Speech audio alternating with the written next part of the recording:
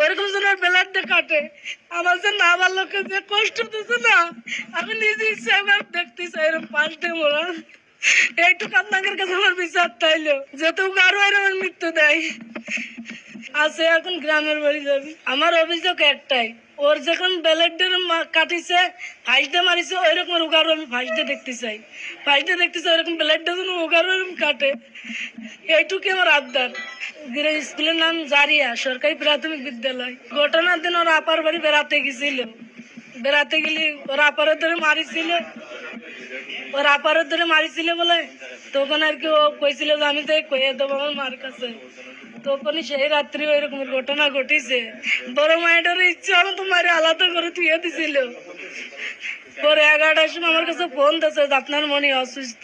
আমি যাই দেখি যে সদরে ভর্তি করছে মাগুরা দিয়ে। তুই উনি পলাইছে ওই মহিলা, জানা যায় গ্রামের বাড়িতে। আমরা ওরা যেখানে